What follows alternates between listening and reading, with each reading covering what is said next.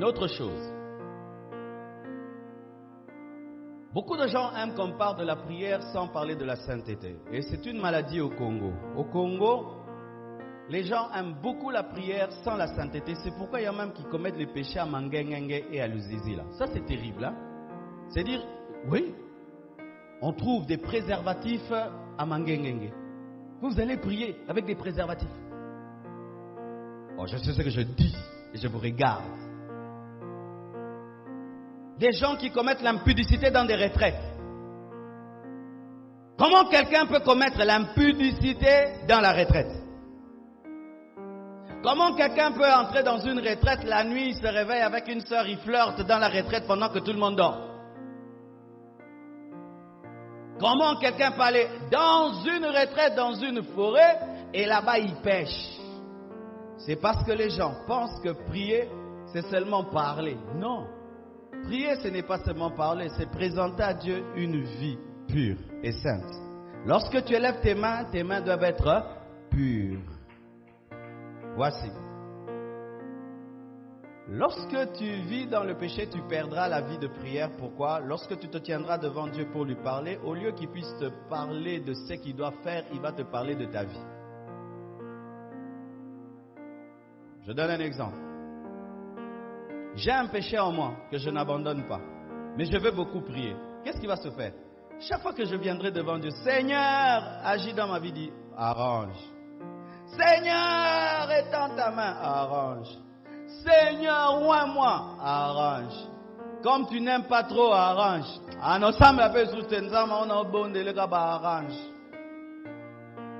C'est pourquoi le péché détruit la vie de prière, parce que ça te donne la culpabilité.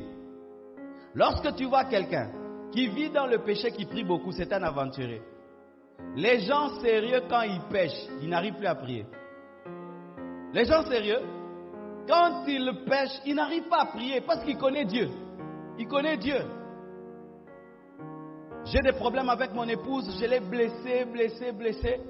Je n'aurai pas le courage de trop l'envoyer. Amen. Oh, achète-moi ça, fais-moi ça. Non, je vais d'abord chercher à regagner son amour et sa confiance.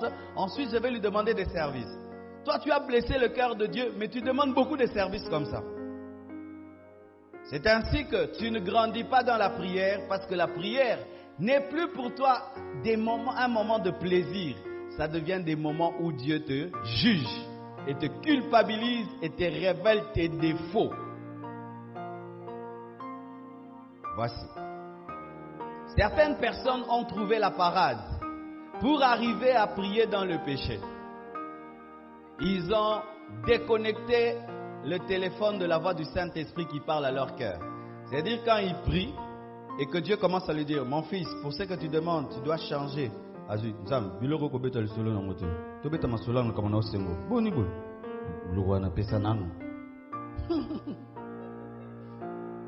Et voici. Lorsque maintenant tu t'entêtes à chercher la bénédiction malgré la sainteté, Satan peut te donner. Oui, Satan peut faire un miracle pour toi afin de t'entêter dans le péché. N'est-ce pas que ceux qui prient Marie voient des miracles? Est-ce que ça vient de Dieu? Une fois que tu pries devant les Nzete et Kauka, tu vois le miracle. Ça t'encourage à aller prier Nzete et Kauka. Pour que tu puisses t'entêter dans l'incrédulité, le diable fait des miracles pour toi. Et il y a certains miracles qui s'obtiennent dans le péché qui ne sont pas engendrés par Dieu, mais par Satan pour t'entêter.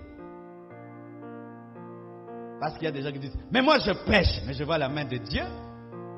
Lorsque Samson péchait, il voyait la main de Dieu. C'était pour qu'il perde les yeux. Voir la main de Dieu malgré le péché te prépare à un jugement. C'est pourquoi si tu pêches, tu vois des miracles, fais très attention, Dieu va te taper bientôt. Les vrais enfants de Dieu, Dieu les châtie quand ils pêchent. Les vrais enfants de Dieu perdent la joie quand ils pêchent. Ils ne la retrouvent que s'ils se sont mis en ordre avec Dieu. Comme David, lorsqu'il a péché, il a pleuré, il s'est remis en ordre et la main de Dieu était encore sur sa vie. Ça, c'est un enfant de Dieu normal. C'est pourquoi tu ne peux avoir une vie de sanctification sans avoir une vie de consécration. La sanctification, c'est te mettre à part. La consécration, c'est te mettre à part, mais maintenant pour servir Dieu.